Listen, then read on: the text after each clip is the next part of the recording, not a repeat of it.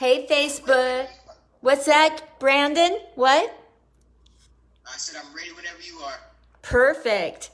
Hey, Facebook. We've got a birthday boy in the house. He's smoking that stogie over there. That's him. Brandon. Queshawn? Yep, Queshawn. Queshawn. I love it. It's beautiful. Happy birthday, young man. Thank you. I appreciate it. I don't feel young anymore, but I'm almost there. I watch your videos on Facebook a lot. You probably wonder, what's this little old white lady doing on my page? But I think you're funny. Oh yes, definitely. And I see you a lot, and I say she's a comedian, and I didn't know that you were a comedian. I'm looking at some of your jokes, just like, oh my, she's funny. Oh, thank you so much. Even when I get off stage, sometimes people say they didn't know I was a comedian. Hey, let them think. I want to go back to the very beginning with you. What city did you start in? And what was your first experience on stage like? Because I know you went into radio and TV hosting. But I wanted to kind of get at the comedy, and you act as well. Can I talk about the comedy portion first?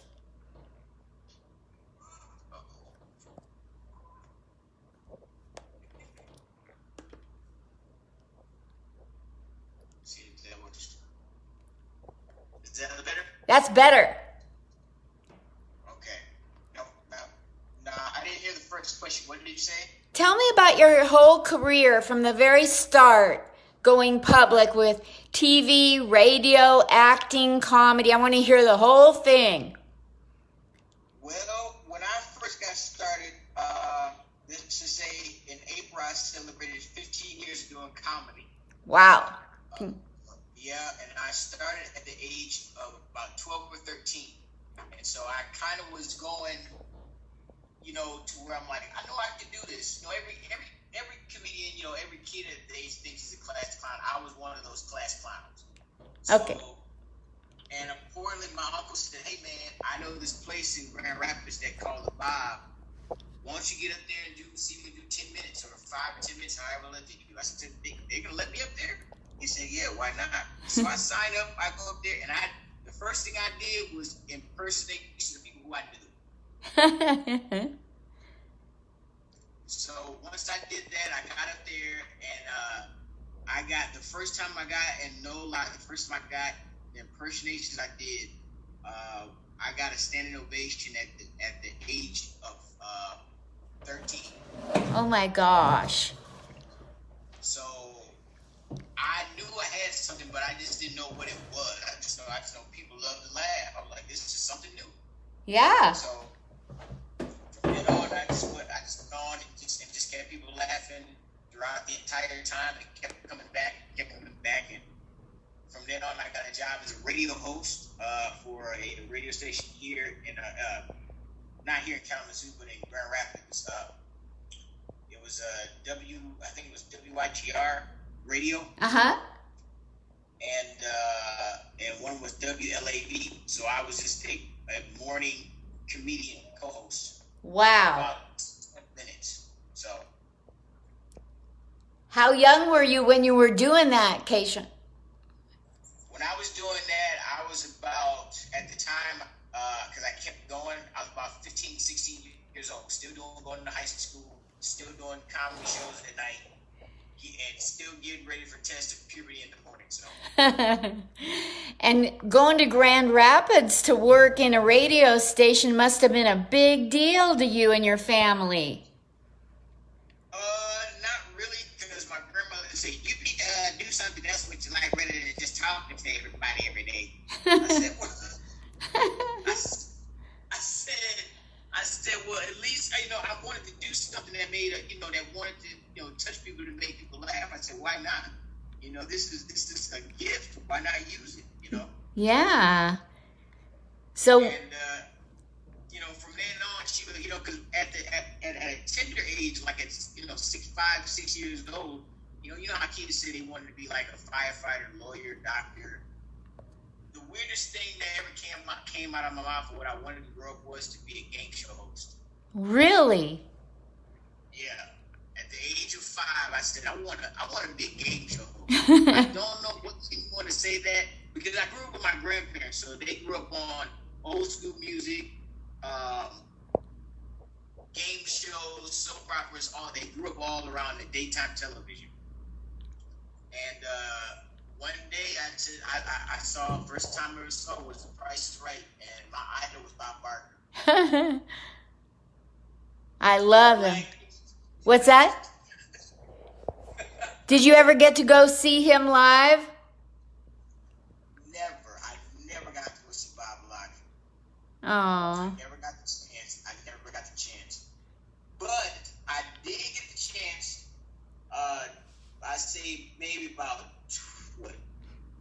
20-something years later now. I think I was about to say about 19 years old. I was about what? No, I was about 24. I got to meet Steve Harvey and do a warm-up announcement for him. What? So, yep. How cool is that? Yeah, that's what I said. Oh my gosh. My aunt got tickets.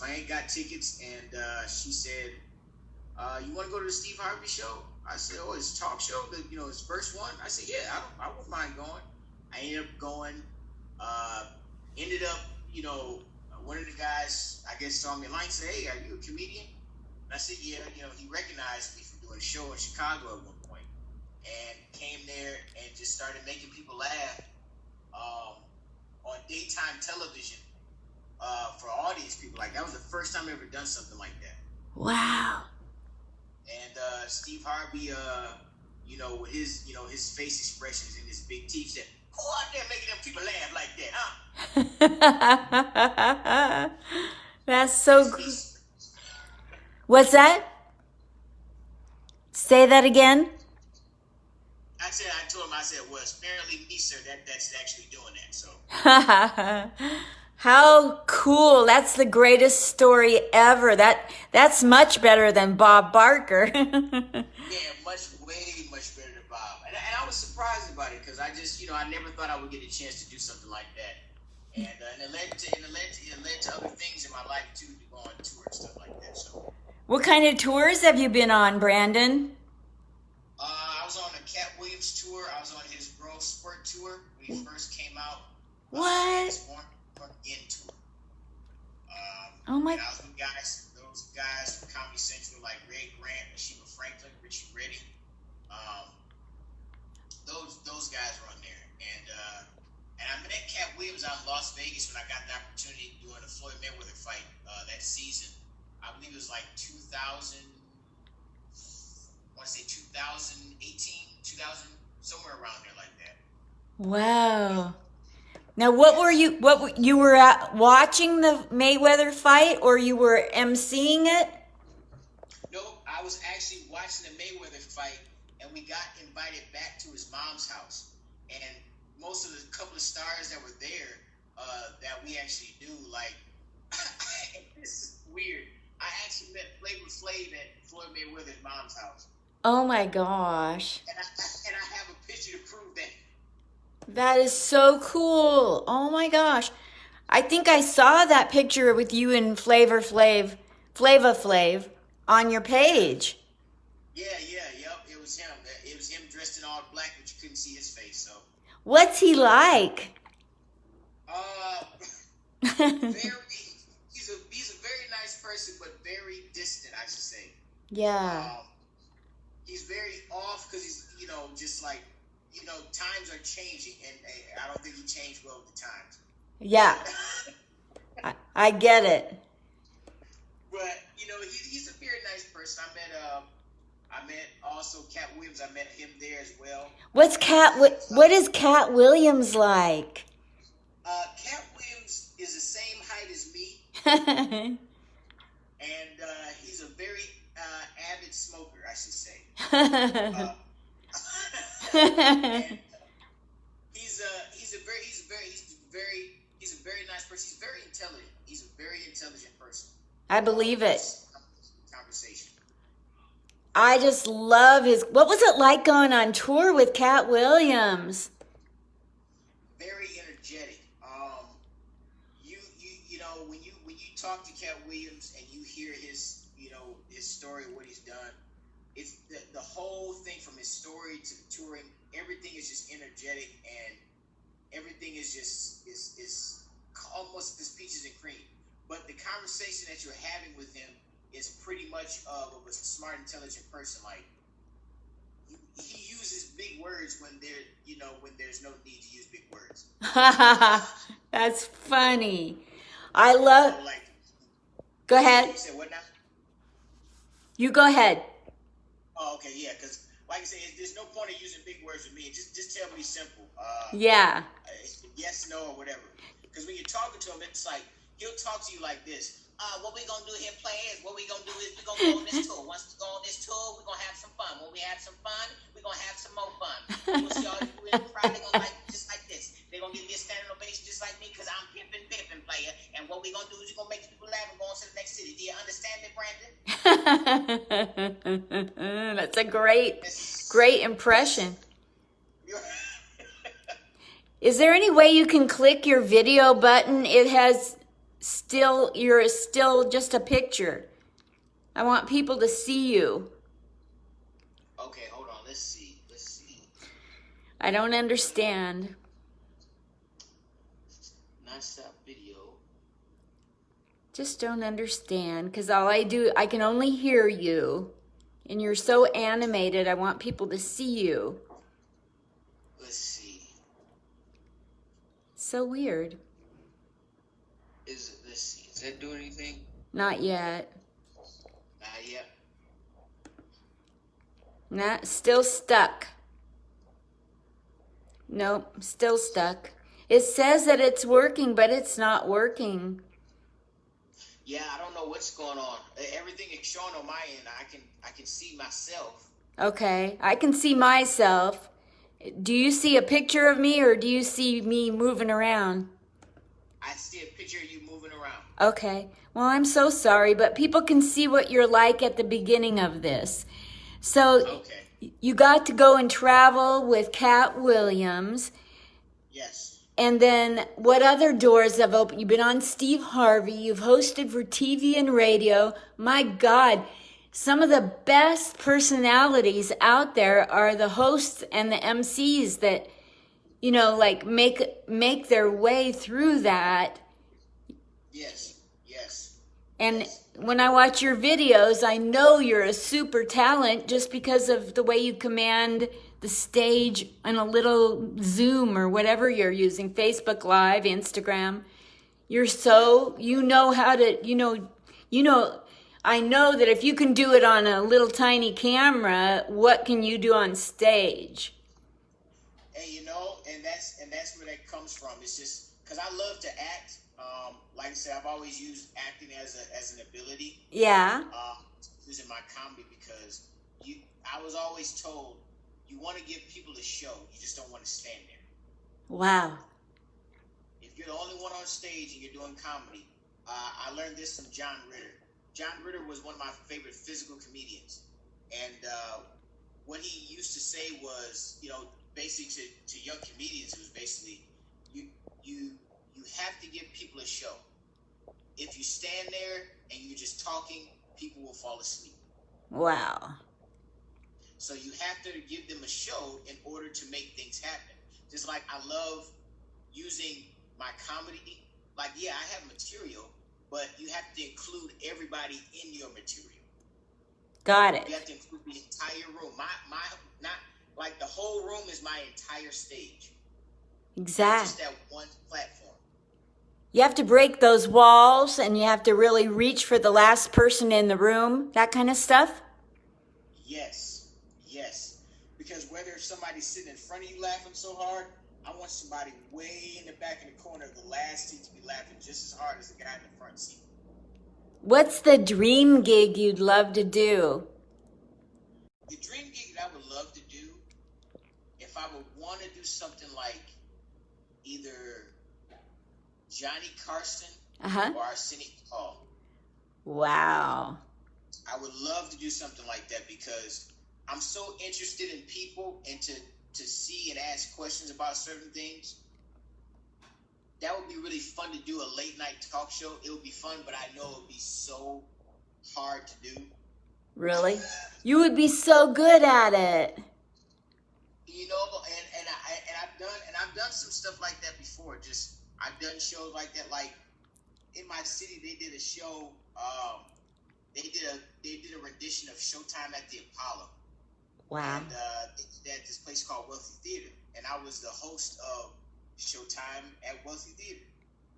Oh my gosh. And we did the same rendition of the show, just in a different city, which is Grand Rapids, and we did the show.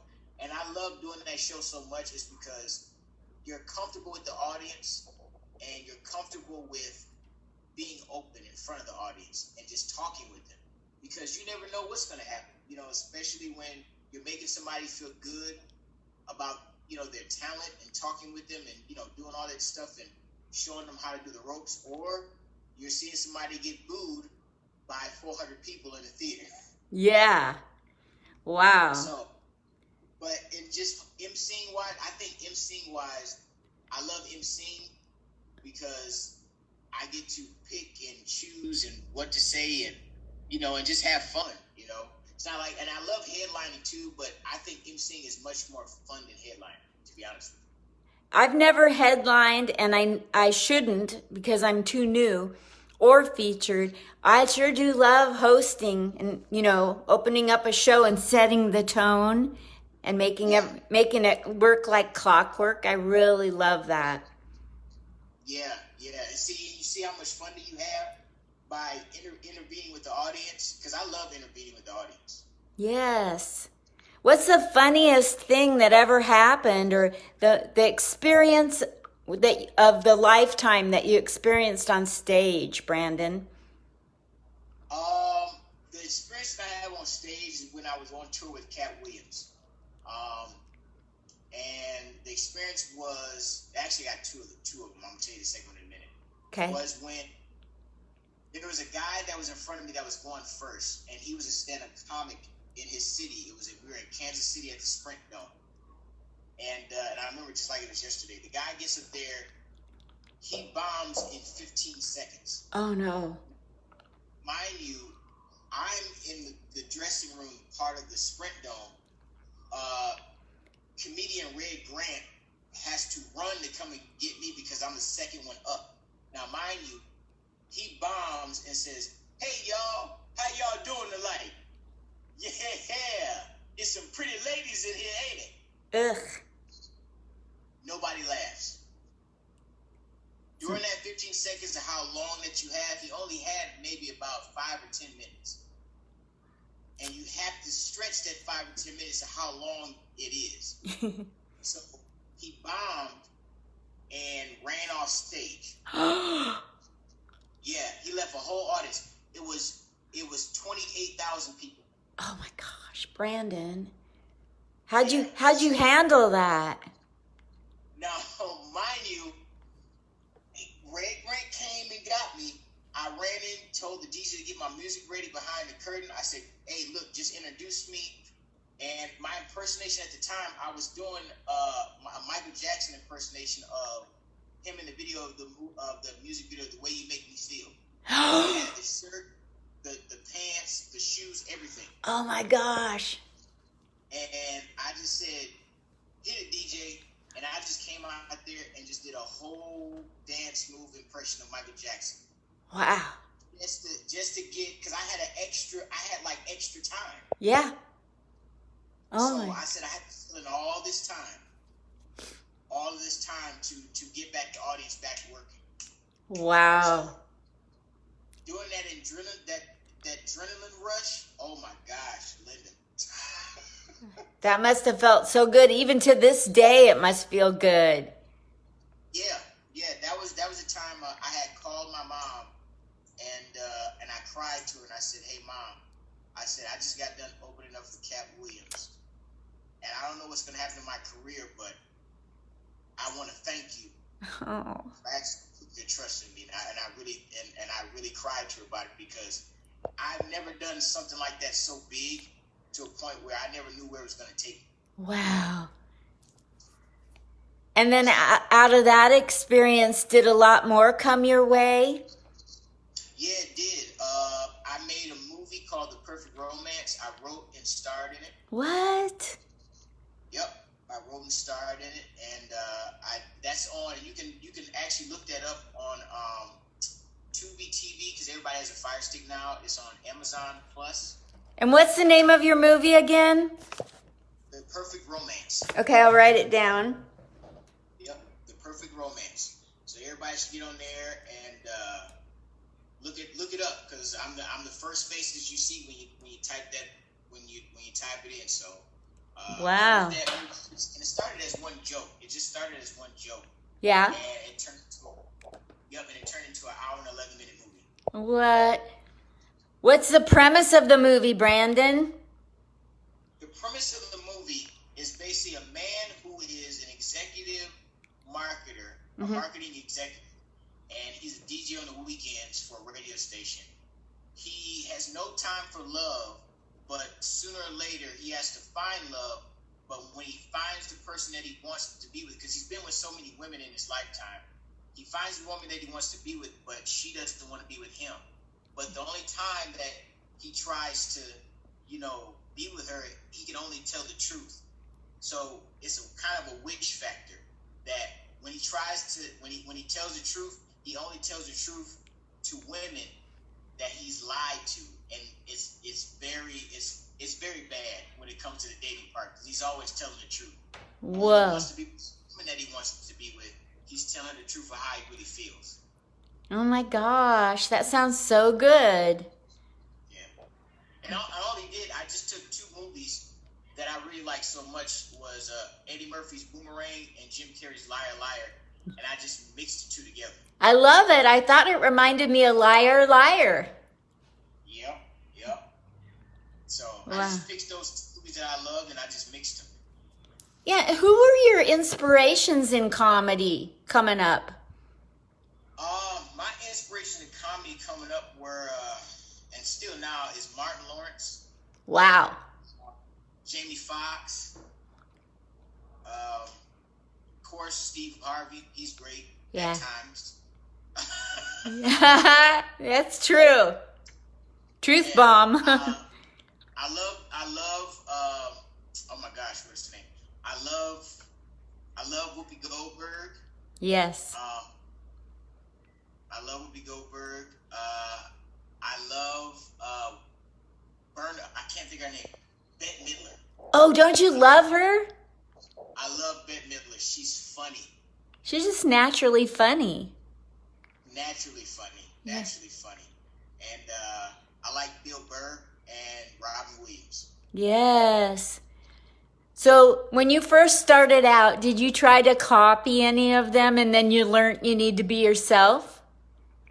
Yeah, I tried. You know what? And then everybody starts off.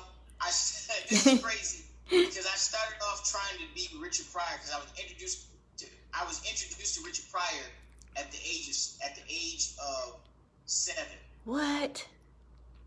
And I didn't know because I thought, okay, is this how comedy is supposed to go? Because I didn't know how to maneuver. So what I ended up doing was I was doing Richard Pryor and not even knowing that I was doing Richard Pryor. What? That's crazy. So yeah, now I said, okay, because my uncle kept telling me, he said, hey man, you're funny, but you got to switch it up, man. You're doing Richard Pryor. I said, well, ain't this what you're supposed to do? He said, yeah, but you got to have your own style. Nice. Is your uncle still around? Yes, he is still around. That was really good advice, wasn't it? Oh, so much good advice. I took that advice and it helped, and it helped me so much that I just started to develop my own style of ways. So, and I thank you for that. Yeah. So, of your entire career, acting, comedy, radio, TV, DJ, host, what are you most proud of? everything. Ha, that's cool. You send chills down my back with your answers. There's something so special about you. So real. You're raw. I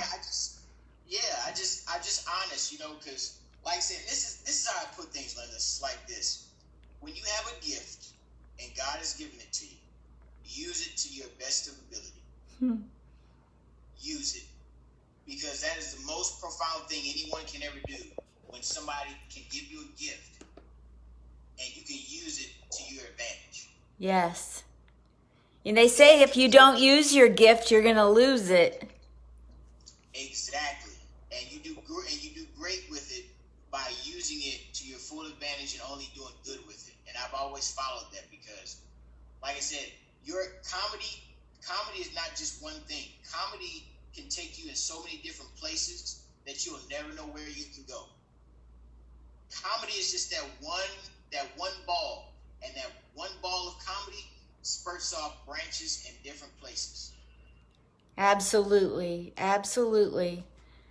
So, who's been the most supportive to you in your life? I see that you're engaged. Yes. And what would you say that your family growing up and then now your fiance, or do you have people in your life like a school teacher, a counselor, or like who was there at the beginning rooting you on, and who's the strongest one in your life now? Well, my grandparents who knew that I wanted to do something like this, or kind of knew that I wanted to be in show business. They raised you. Your grandparents raised you, right? Yep, correct. They raised me. That's why I love you so much, because I'm older, very much older than you. I'm 69. But when there's been somebody like you that's been raised by an older generation, then I just automatically have an affinity towards you. And then I find it out why later. Yeah. And that's crazy that you say that, because it's just like a lot of people don't have that in their life. Yes. A lot of people don't have it. But when some people do have it, like myself, you got to take for what you know. And when you take for what you know, everything else falls into place. Absolutely. So I was my grandparents, and then now my fiance. So awesome. So what are your goals with your entire comedy acting? What if the pandemic ends tonight at 8:00, let's say your time? What are you going to start going out and doing with your life right away? The first thing you're going to do, is it comedy, acting, hosting? I'm going to do all of it, because if I don't do all of it, I'll be shortchanging myself. I love it. You're going for it all. Going for it all, because my goal, I always, like everybody says they want to go for an Oscar and NAACP award. I would like to go for an Emmy, or 3 of them, or 4. Indie, like independent film. Yeah, like an Emmy award, Emmy. Emmy award. Wonderful. I mean, when I first saw, the first thing I ever saw was an Emmy award. I never really saw an Oscar, because I'm thinking well, what's an Oscar award? I mean, everybody like, you don't know what an Academy Award is? No, but I know what a Daytime Emmy Award is. Nice. So that's a goal of yours. That's so awesome. Yeah. So I just want something, and I really want something like that. I mean, I don't mind if I do get an Oscar in life for a movie that I do or for something. That's great. But it would be more exciting for me to get something like an Emmy Award. That's amazing. Because you're on every day. You're doing a television show every day. You're entertaining everybody every day. Yes. 365 days a year. That's so cool. That's so cool. I'll be looking forward to your career taking off in all those areas. Even more than, it's already taken off. You know what I mean? Take off more and more and more. Oh, yeah, definitely. I hope so. I'm a fan of yours. I don't watch because I'm trying to learn comedy. I watch because you entertain me, and I'm a fan. And that's all I ever wanted. That's all I ever wanted, because I think entertainment is something that everybody needs in their life. Yeah. If I want to learn how to do something, I can do that. But if I want to really kick back and laugh, I'll watch you. And that's the best thing anybody can do. That's the best thing. And I do the same thing with others too. You know, sometimes, you know, I'll. Uh-oh. What happened now to the internet? It says my internet is unstable. Let me try to walk to a different part of my apartment.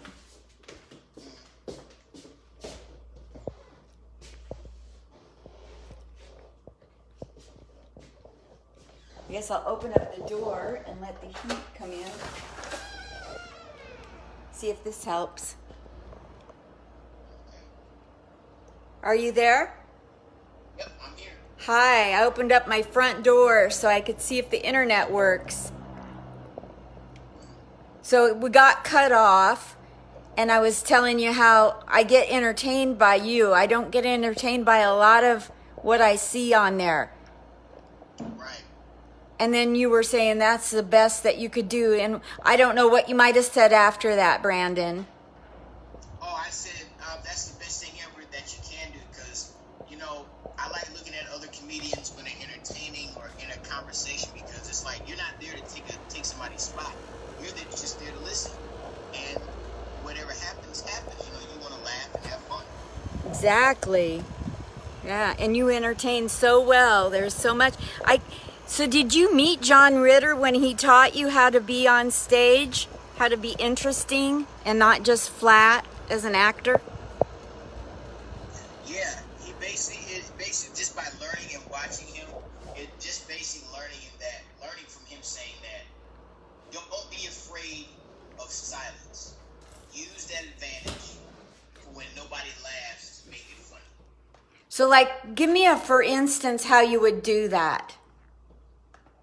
Well, if nobody's laughing at a joke, or if nobody's consistently engaging, what I would like to do is, and I learned this from John Ritter and D.O. Hughley, and I mixed those guys two together because D.O. Hughley is a person that will go out and engage the audience by talking about the audience. Really? Yeah.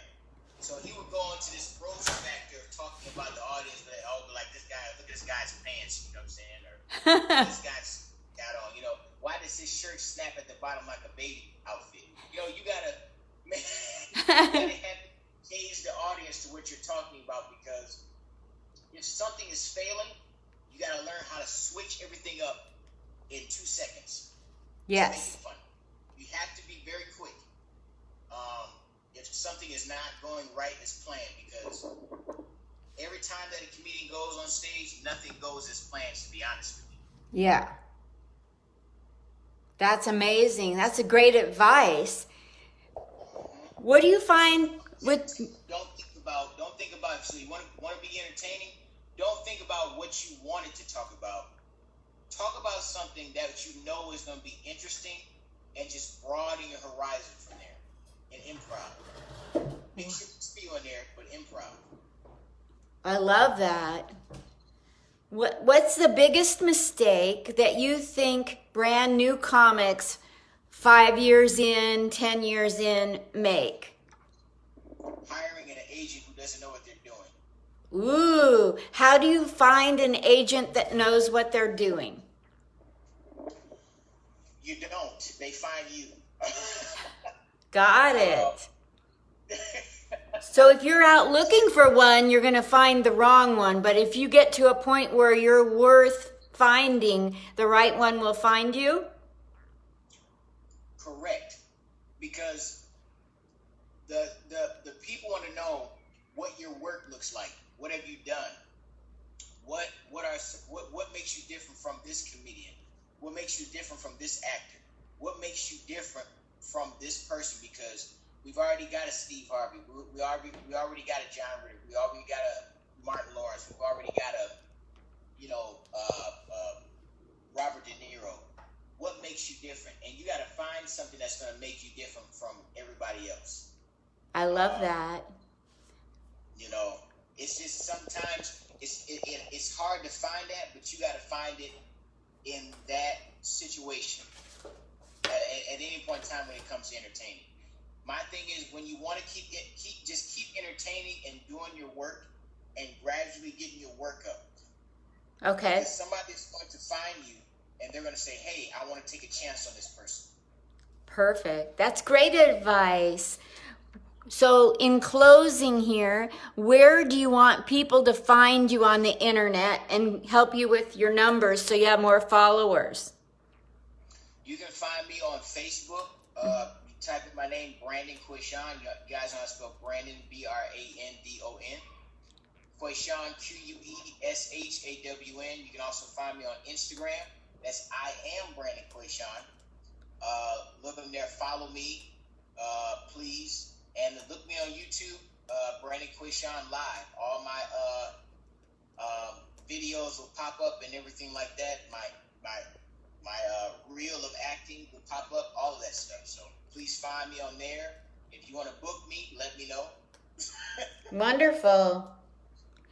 I'll get this onto the post later tonight, and I'll send you a message that I have added your social media. And if you wouldn't mind checking it for accuracy and then sharing it with your people and your fans, I'd appreciate it. Oh, no problem at all. I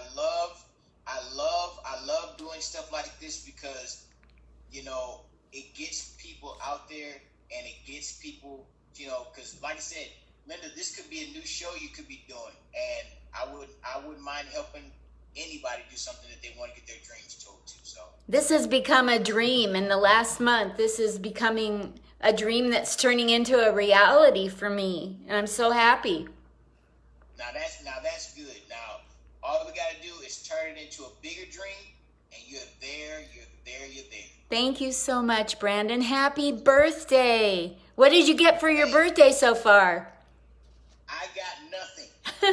Oh my gosh. I got nothing for my birthday. But I tell you what, I'm enjoying my 10-month-old son. I'm enjoying him.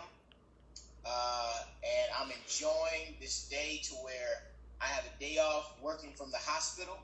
And I'm enjoying it right now with the cigar. What do you do at the hospital? I am a patient transporter. I transport the patients to their rooms and Wow. MRI and CTs. Thank you for doing that. Oh, no problem at all. Like I said, we all got to do something to help each other. So Yes, God bless you and your career and your fiance and your little boy. What's your boy's first name? he's actually Brandon Jr. Oh, super cool. Well, I'm going to get going, but I'll see you but when I go watch your Facebook Lives, because those are amazing. I'll go subscribe to your YouTube and put all the social media out for you. All right. Thank you, Linda. I appreciate it so much. Thank you, Brandon. Bye. Love you lots.